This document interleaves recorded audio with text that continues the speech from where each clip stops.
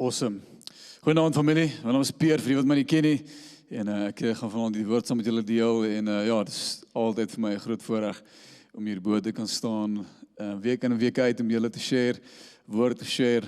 En asseblief, weet altyd dat wanneer ons kommunikeer van hierdie verhoog af, doen ons dit met 'n opregte hart, ons doen dit met 'n eerlike hart.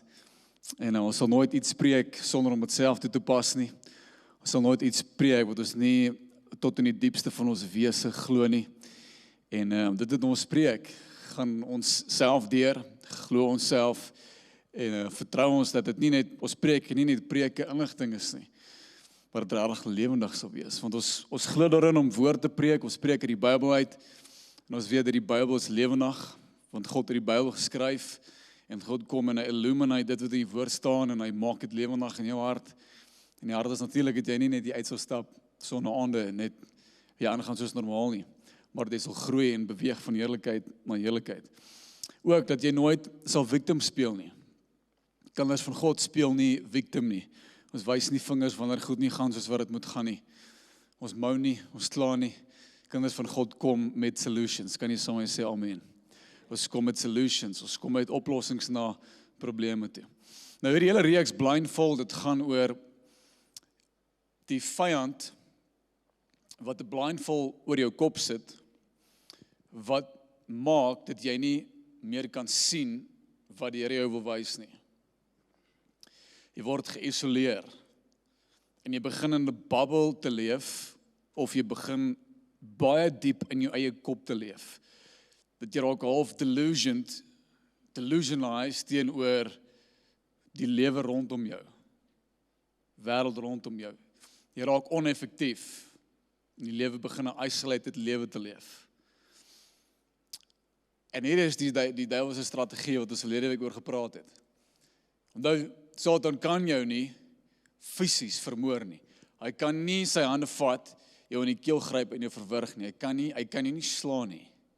Ek kan imagine as hy probeer het, dit sou pretty stupid gewees het. Ek dink nie hy sou enigstens iets kon regkry. Ek wou 'n woord gesê het wat my sin nou so cool laat klink het, maar ek wil nie daai woord sê nie, want ek gaan aangeval word daaroor.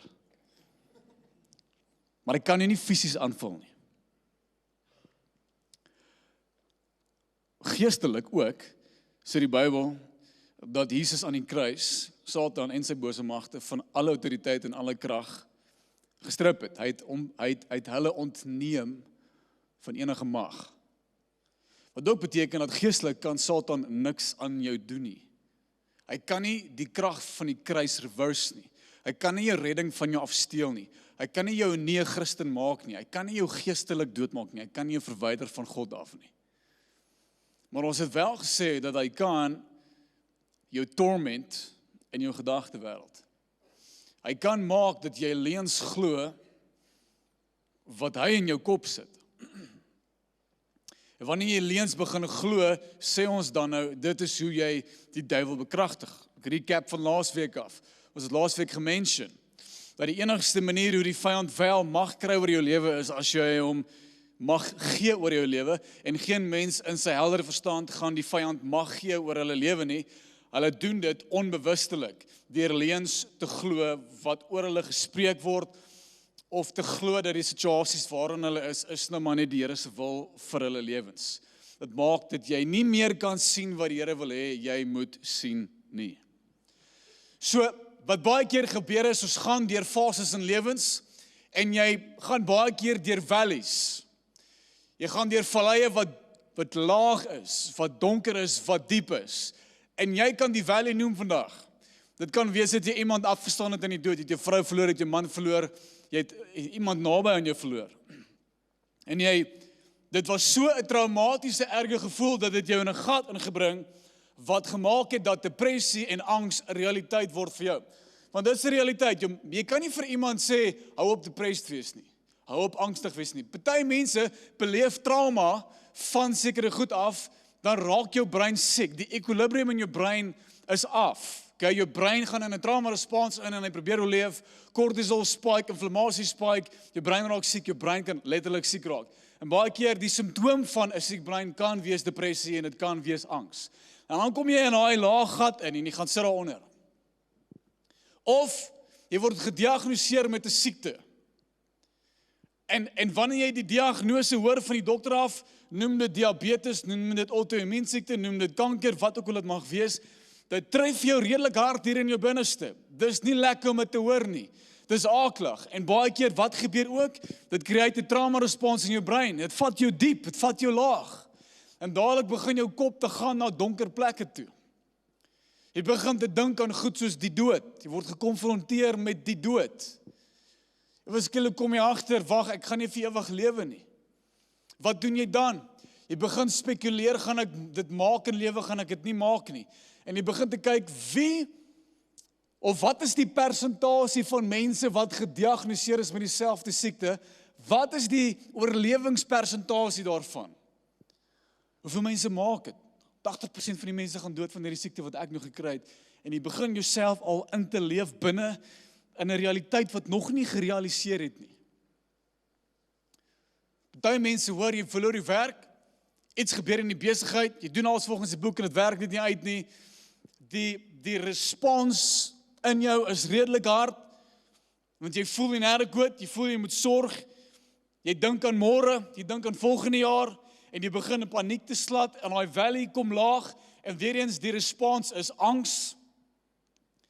Die respons kan depressie wees, die brein reageer, jy noem dit. Nou, wat die vyand doen is hulle nog met my? Okay. Wat die vyand doen is wanneer jy in daai valley inklim, en jy's daar, dis daar waar hy jou emosies en jou gevoelings teen jou gebruik. Dis hier waar hy jou begin blinddoek, en jou alleen begin vertel, wat maak dat jy nie meer God 'n kans sien nie. Goed soos, jy gaan vir die res van jou lewe depressed wees. Hoe jy nou voel, het gaan so wees vir ewig. Jy gaan dokter toe vir hulp, die dokter kyk na jou, en onthou, ek sê, baie respek vir dokters, ons love dokters, want dokters het hulle rol binne in die liggaam. En die doel van 'n dokter, kan ek hierdie regheid sê van hom, die doel van 'n dokter is om die fisiese liggaam te diagnoseer.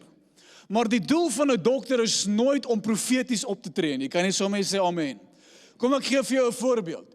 Wanneer jy gediagnoseer word met kanker, dan kan die dokter in sy volle reg, in 'n legal authority kan hy vir jou sê, luister hier, ons het hierdie siekte opgetel binne in jou liggaam en hierdie is die gevaar van die siekte. Dankie, great, ek aanvaar dit. Is reg. Nou kom ons werk hiermee. Maar wat ou versigtig mee moet wees is wanneer jy goed sê soos jy 3 maande oor om te lewe. Want nou begin jy profeties op te tree. Nou begin jy te spreek oor my. Nou begin jy 'n lewenstyd te heg aan hierdie siekte. Jy kan 'n profesie reject. Profesie beteken ek spreek 'n woord uit of ek het 'n opinie oor jou. Wanneer God profeteer oor jou lewe, dan spreek hy sy opinie uit oor jou. Nou wanneer iemand iets uitspreek oor jou, moet jy dit toets. Gaan ek dit vat, gaan ek dit nie vat nie. Dankie dokter, dankie vir daai diagnose, kom ons werk daarmee, maar ek gaan nie settle met die feit dat ek net gaan lewe vir 3 maande nog nie. Want jy is nie God nie. God is God. Amen. Wanneer iemand vir jou sê, die kondisie waarmee jy nou sit, gaan daar wees vir die res van jou lewe. Dankie, die kondisie is realiteit. Dis nie lekker om te hoor nie. Maar ek gaan nie kamp opslaan binne in die valley nie. En mens gaan regtig in 'n donker plek in jou mental health. Wanneer hierdie goeders begin glo. Ja, dis nou maar hoe dit is, dis nou maar my lewe, dis nou met die kaarte wat uitgedeel is vir my. En wanneer jy begin aanvaar wat mense uitspreek oor jou, dan kan jy nie meer verby jouself sien nie. En daai blindfold raak sterker en sterker en jy hou vas van jou vyand raak sterker en sterker. Daar's geen fout daarmee om deur die valley te gaan nie, maar daar is 'n probleem wanneer jy kamp opslaan. Vanaand wil ek vir jou vra, sal jy saam met my vanaand die penne begin uittrek in jou lewe? sal jy die tent begin opstel en sê, ons gaan nie meer kamp in daai valley nie. Amen, kom on kerk. Ons gaan vanaand deurbeweeg. Ons gaan nie meer toelaat dat opinies en die vyand sy wil verrig binne in my lewe nie. Ek gaan vorentoe beweeg, ek gaan opbeweeg. Ek gaan nie settle vir enige lewe minder as dit wat Jesus vir my beplan het nie. Want jou perspektief is nooit die ultimate perspektief nie. Dit is altyd 'n groter realiteit as jou realiteit. Kom ek gee jou 'n voorbeeld. As ek vir jou moet vra, draai die son om die aarde of die aarde om die son? Wat gaan jy vir my sê? Obviously draai die aarde om die son. Hoe weet jy dit? Hoe weet jy dit? Wat is dit daar? NP. O, natuurwetenskap. O. Ek hoor NP. NW. Wat, o, son, aarde, om. Jy leer dit, en jy vertrou eksterne faktore, maar hier is die probleem. Van my perspektief af, waar ek staan, is die ervaring dat die son om die aarde draai, en nie die aarde om die son nie. Want as ek opstaan in die oggend, is die son daar. 12 uur is hy daar. Die son skuif. Nou, as die son sak, is hy daar. Wel, waar is Oos? Oos is daar. So. My ervaring is dat die son draai wel om die aarde, maar my vraag is jou ervaring akkuraat, ja of nee? Ja, dit is. Want dis wat ek ervaar. Maar al hoe ek eintlik die waarheid kan sien, familie, is wanneer ek myself in 'n ander posisie gaan plaas, wanneer ek myself verwyder uit my konteks uit, en dinge beskou uit 'n hoër perspektief af, soveel so, dat jy moet rockets bou en jouself in die orbit inlaunch en scientists moet data bymekaar kry, data wat gereguleer word, nie net deur jou ervaring nie, maar op multiple ervarings, verskillende goeders, wetenskaplike eksperimente bymekaar kry, en ons kry hier die hele som totaal bymekaar en ons maak 'n konklusie. Baie keer vir my en jou, vir jou om die waarheid te sien oor jou eie lewe, moet jy jou perspektief oor jouself verander, en jy moet die Heilige Gees vra, Here, lig my verstand, lig my thinking oor myself nou. Help my om myself te sien, soos wat die hemel in my sien. Help my, dat ek na hierdie valley kyk, soos wat U na hierdie valley kyk. Want in my eie perspektief is ek stak. Ek kan nie verby dit sien nie. Maar vir my om uit die valley te kan uitkom, moet ek glo dat waar ek nou is nie my end destination nie. Hoeveel keer hoor jy, jou ma is dood aan kanker, jou pa is dood aan kanker, it's destined for you too. Jou ouers was depressief, jy gaan depressief ook, jy het arm groot geword, jy gaan arm groot word. Kan jy saam my sê vanaand, nee? Wenna. Dit stop by my. Ek haal die 10 penne uit vanaand, ek gaan deur hierdie valley gaan. Amen. Kom on, Jesus het gekom om vir ons 'n lewe te gee en 'n lewe in oorvloed. 1 Tessalonisense 5:23 en 24. Now may the God of peace himself sanctify you completely. And may your whole spirit, soul, and body be preserved blameless at the coming of our Lord Jesus Christ. Mag dit goed gaan met jou in jou totaliteit, geestelik, in jou sielsdimensie, emosioneel en ook fisies, mag jy floreer in al hierdie areas. Dan ook Johannes 10 vers 10, die famous skrifvers, wat Jesus sê, the thief comes only, sê so my only, to steal and kill and destroy. Hy het geen ander agenda as hierdie nie. Geen ander agenda nie. Dan sê Jesus, but I came that they may have life and have it abundantly. As die Here vir my sê, ek het gekom om vir jou lewe te gee en lewe in oorvloed, gaan ek nie settle in die valley nie. Amen. Sure, die omstandighede is reëel. My besigheid het gestoei, het gesukkel, finansiëel gaan dit nie soos wat dit moet gaan nie, but we're gonna get through this. So 'n baie cool storie wat ons lees hiervan, wat al hierdie validate, is in Johannes hoofstuk 5. Jesus kom by hierdie plek aan waar hierdie man al vir 'n hele rukkie verlam is en Jesus sê toe vir hom hy moet opstaan, sy goed vat en loop. Maar ons baie diepte tot hierdie storie. Van die man in hierdie storie kan ons onsself inlees baie keer. Kom ek lees vir jou die vers en dan vat ek jou deur hom stuk vir stuk. Johannes 5 vers 5. After this there was a feast of the Jews, and Jesus went up to Jerusalem. Now there is in Jerusalem by the sheep gate a pool which is called in Hebrew Bethesda, having 5 porches or 5 pilare. In these lay a great multitude of sick people, blind, lame, paralyzed, waiting for the water, for the moving of the water. Verse 4.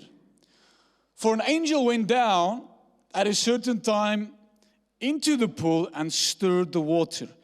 Then whoever stepped in first after the stirring of the water was made well of whatever disease they had. Verse 5. Now a certain man was there who had an infirmity for 38 years. Vir 38 jaar lank was hy in daai vallei. Was dit sy norm? Was dit sy realiteit? En was dit maar die omstandighede wat hy vir homself aanvaar het? Vir 38 jaar.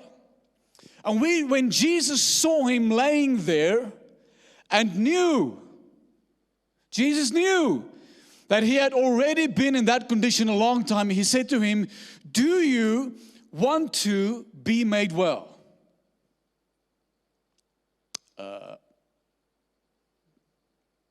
Natuurlijk. Maar daar's 'n crux hoekom Jesus dit vra en ek gaan dit nou vir jou verduidelik. Vers 7. The sick man answered him, Sir, I have no man to put me into the pool where the water is stirred up. But while I'm coming, another steps down before me, and Jesus said to him, Rise, take up your bed and walk, and immediately man was made well. Took up his bed and walked. Eerste punt wat ek wil maak vanaand in vers 5. Now a certain man was there who had an infirmity for 38 years. Die probleem is baie keer vat ons die omstandighede waarin ons is in die vallei en ons beklee onsself met dit. Met ander woorde, ons maak dit deel van ons identiteit. Ons diagnose of ons maak die diagnosis deel van ons identiteit. Okay, cool. Jy gaan deur 'n moeilike tyd, jy ly aan depressie. Jy is 'n depressieleier. Okay, hoor jy, ek is 'n depressieleier. Is wie ek is. Dink jy, as jy jouself gaan identify as 'n depressieleier, gaan jy ooit nie 'n depressieleier wees nie? Nee, beteken jy moet identiteit weer verander. Jy kan nie jouself beklee met die omstandighede waardeur jy gaan nie. Jy kan nie gaan identifiseer met dit nie. Wat jy wel kan doen, is om te sê, ek is 'n seun van God wat stoei met depressie. Amen. Die stabiliteit in my lewe is nie die siekte nie, dis my identiteit in God. Die siekte kom en gaan, maar my identiteit bly dieselfde. Sodra jy die diagnose vat en jy maak dit deel van wie jy is, gaan jy nie uit die vallei uitkom nie. Ons is nou maar net arm. Jy gaan arm bly vir die res van jou lewe. Ons is maar net angstige mense. Jy gaan angstig bly vir die res van jou lewe, want dit is deel van wie jy is. Moenie jouself gaan identifiseer met dit nie. Nou, vers 6, vra Jesus om. Do you want to be made well? Julle kan daai op die skrifvers op die bord sit. Do you want to be made well? Hoeveel van die mense op straat, en ek generalize nou, wil regtig van die straat afkom?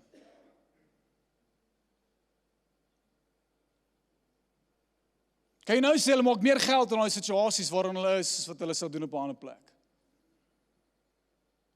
Ons een keer ouetjie opgetel, dit was 'n paar jaar terug. Afrikaanse ouetjie, hoog op drugs, ons sien die ou, ons harte gaan uit na die ou toe, yes man, wat het gebeur met jou?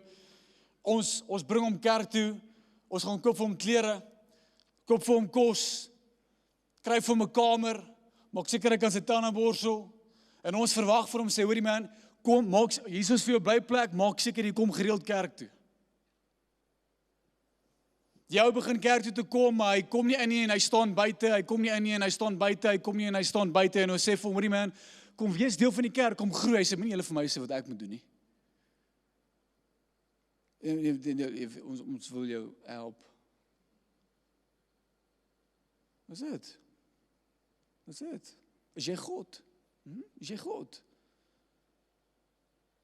Nie vir my sê wat ek moet. Daar's daai hart binne in die ou wat eers moet wil verander voor jy kan verander. Dit is so sad dat baie mense begin na 'n ruk, hoe langer hulle kamp daar in die vallei, hoe meer begin hulle comfort te vind in die pyn. En wanneer iemand die pyn wil kom aflig, dan sê hulle nee, hou nog 'n bietjie vas in die pyn. Al wat sekere mense ken is dit, en as ek hulle omstandighede moet verander, dan freak hulle uit.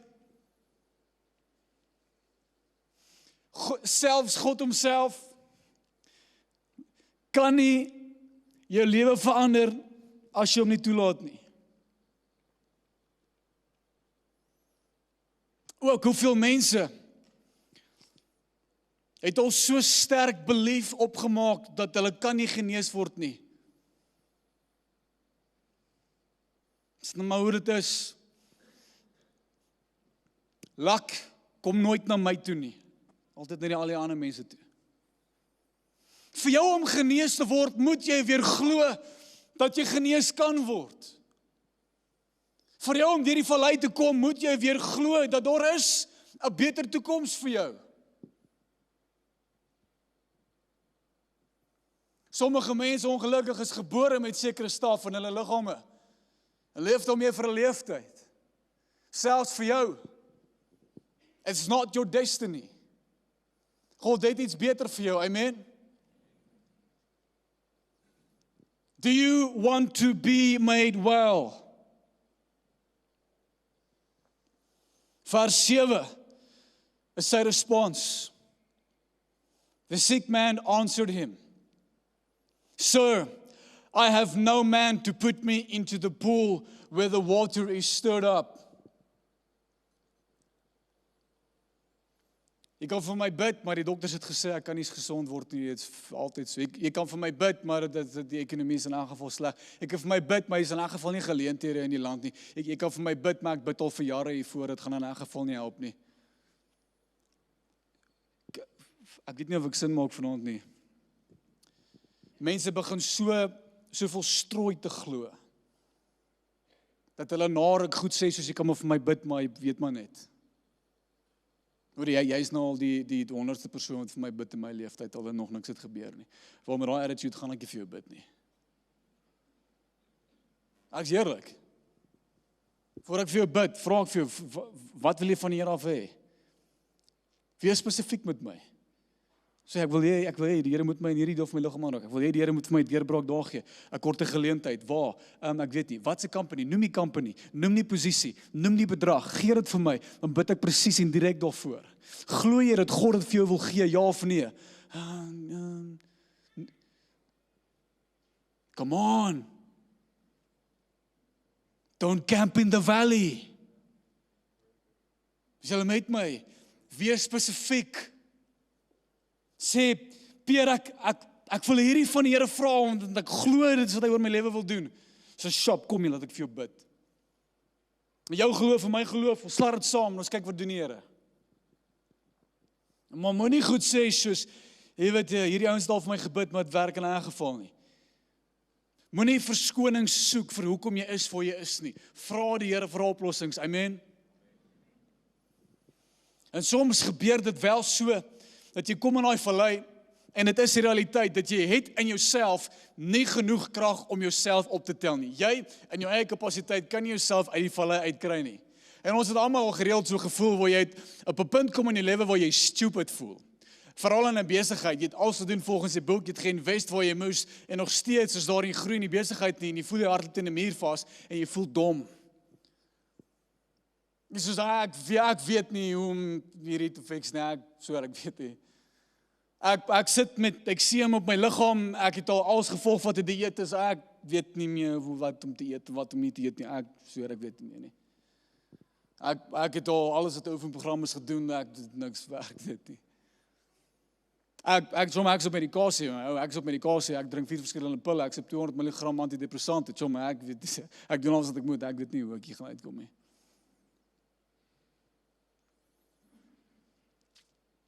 As jy op so 'n plek is in jou lewe, is daar niks meer fout nie. Ek wil vanaand vir jou sê, God is bereid om jou by daai plek te ontmoet.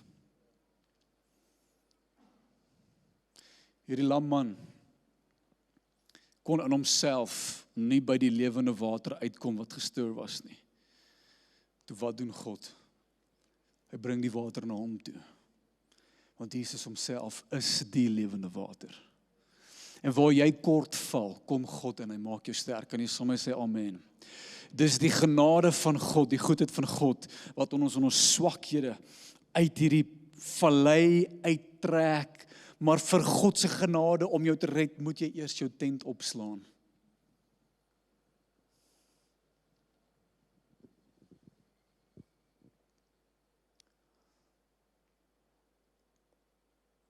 En even in my eie lewe. Ek wil my vrou vra, wat is dit 8 jaar terug, ek kan nie eens onthou nie, 8 jaar, 9 jaar terug, ek weet nie eens nie. Ek word een oggend wakker, en baie van julle ken my storie, word een oggend wakker, en voel soos die dood het op my skouers sit. Ek so depressief en so donker, dat ek kan nie eers myself uit die bank uit optel nie.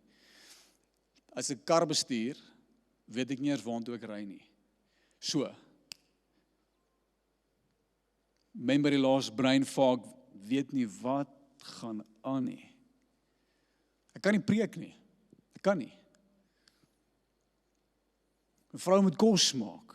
Sy ry aan die huishouding. Ek voel soos 'n plippie daar op die bank. Voel ek se man se gaai werd, man. Ek sê nou gat, jy kom met sulke gedagtes, net sulke sneaky thoughts. Jy gaan nie 'n goeie man wees vir jou vrou nie. Weet jy wat, jy moenie eers kinders kry nie, want jy gaan 'n useless pa wees vir jou kinders. Kyk na jouself. Bro, wil jy nie maar net die ministry opgee nie? Jy kan nie al hierdie mense lei nie. Kyk hoe lyk jy. Jy sê nou hierdie goed gedagtes smokkel met jou kop en jy sit daar. Jy het dalk nie 'n kontrak gekry by een of ander plek wat jy 'n kontrak wou gehad het nie. Ja, wat help het jy probeer in 'n geval jy het nie 'n kontrak gekry nie, jy gaan nooit 'n kontrak kry nie. Familie was donker.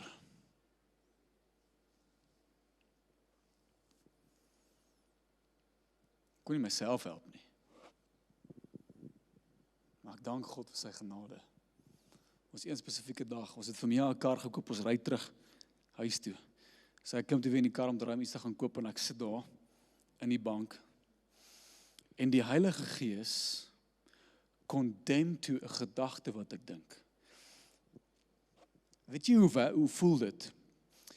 Ek gaan dit in Engels sê, net om dit te verduidelik. Your mind recognizes a toxic thought like your body recognizes a wound. Maak dit sin?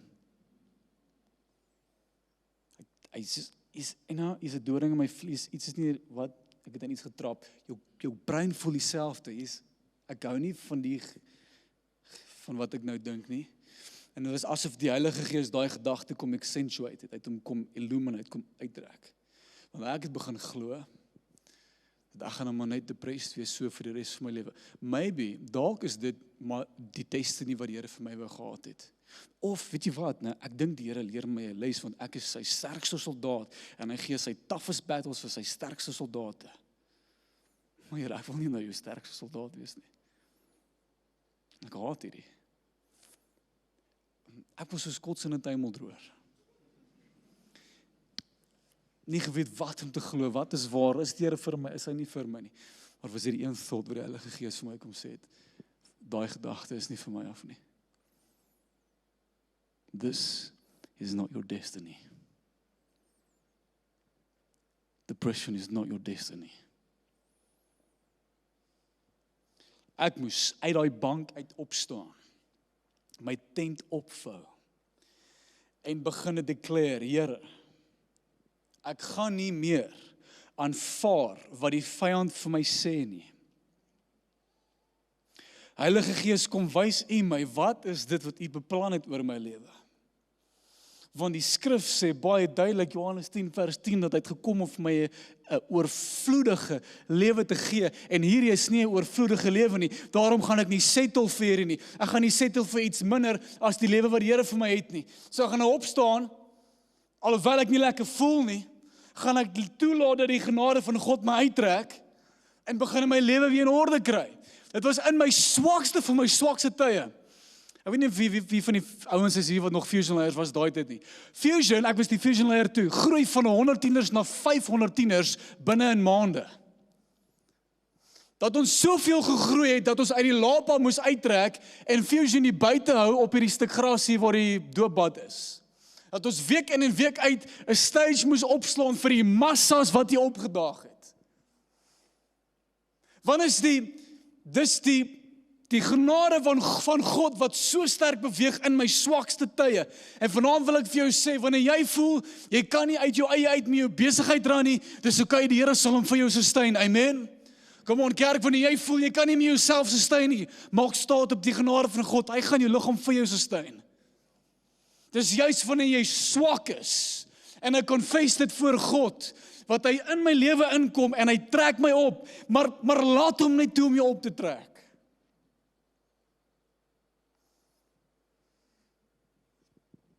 Hebreërs 4 vers 5 en 6. Hoe powerful is hierdie? This high priest of ours, wie is die hoëpriester Jesus? Wat doen 'n hoëpriester? Hy verteenwoordig jou. Hy tree op namens jou.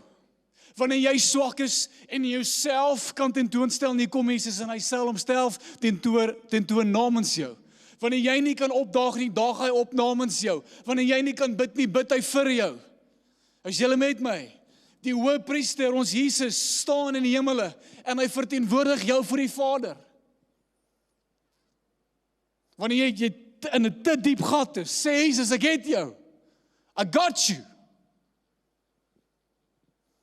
This high priest of ours understands our weaknesses. For he faced all of the same testings we do. Moet nooit ooit weer vir God sê, Here, jy sal nie verstaan nie. Here, jy weet nie hoe dit voel om iemand te verloor nie. Here, jy weet nie hoe voel dit om hierdie met jou te laat gebeur nie. Die Bybel sê, Jesus het alles beleef, wat ons beleef en nog meer. Dis juist hoekom hy aarde toe gekom het, dis hoekom hy vlees geword het, sodat ons met hom kon relate. Kom ek sê vanaand vir jou, deel met God jou struikels, hy verstaan dit. Amen. Vers 16. So let us come boldly to the throne of our gracious God. Jou issues irriteer hom nie. Jou hartsbegeertes pla hom nie. Die Bybel sê, boldly, met confidence, gaan na hom toe met dit wat jou pla. As jy iemand aan die dood verloor, huil, treur, wees kwaad, wees frustreerd, moet net nie daar kamp nie. Amen. Wanneer jy gediagnoseer word, dis reg, voel die seer, raak kwaad, raak frustreerd, sê Here, ek verstaan nie, maar moenie daar kamp nie. Beleef die oomblik wat jy moet beleef. Maar oor 'n klein rukkie van nou gaan jy perspektief kry, en Here gaan jou daar deurvat. Sê Here, ek verstaan nie, maar ek vertrou nog steeds in die goedheid, dat U wat in my 'n goeie werk begin het, sal dit eindig. En sal dit voltooi, amen? Come on, jy band, julle kan met join. So there you will receive His mercy. And we will find grace to help us when we need it the most. Ek gaan nie die skrifvers lees nie, maar Paulus self sê ek het gebid dat die Here die doring uit my vlees moet uithaal, maar die Here se respons was, my genade is genoeg vir jou. En wanneer jy swak is jy sterk. Want wanneer jy swak is, dan laat jy my toe om jou God te wees. Baie keer laat die Here toe dat die valley gebeur in ons lewe, net sodat ons agter kan kom, ons is nie God nie. So okay, Here, ek het jou nodig, ek sê, sharp, ek het jou.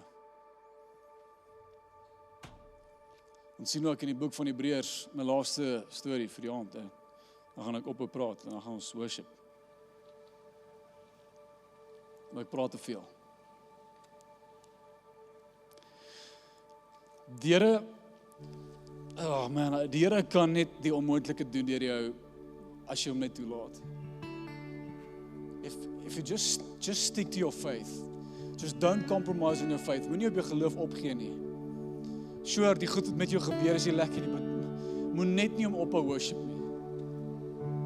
Jy kan alles verloor, asseblief, jy kan alles verloor, jy kan jou geld verloor, jy kan jou kar verloor, jy kan jou been verloor, jy kan alles verloor, maar jy kan nie jou geloof verloor nie, want as jy jou geloof verloor, verloor jy alles. Maar check wat doen die Here deur normale ouens, wat net hulle geloof van die Here gehou het, Hebreërs 11, vers 32, how much more do I need to say? Skrywer sê, it would take too long to recount the stories of the faith of Gideon, Barak, Samson, Jephthah, hoe kan jy dit wil sê? David, Samuel, and all the prophets. By faith. Wat beteken by faith? By faith beteken, hulle het goed gedoen sonder dat hulle verstaan het hoe dinge werk. They just trusted the Lord. Amen? Faith is, Here, ek weet nie hoe jy dit gaan uitspel nie, maar ek vertrou in jou. Wat ook al die uitkomste gaan wees, gaan die beste uitkomste wees vir my. Want die woord sê wel, dat U maak alles ten goeie meewerk vir die wat U lief het. En ek het U lief. Daarom, wanneer U in beheer is, kan die uitkomste net goed wees. That's faith. Vertrou hom, al weet ek nie, al verstaan ek nie. By faith, these people overthrew kingdoms, ruled with justice, and received what God has promised them. They shut the mouths of lions, conquered the flames of fire, and escaped death by the edge of the sword. Their weakness was turned to strength. Amen. Vanaand gaan jou swakhede verander word na krag toe. As jy wil hê dit moet. Of nie. Maybe wil julle hê dit moet. They became strong in battle and put whole armies to flight. Familie, kom ons staan op uit die vallei uit nou. Staan saam met my op vanaand. Pak jou tent op en sê, ek gaan nie settle vir 'n lewe minder as wat die Here vir my beplan het nie.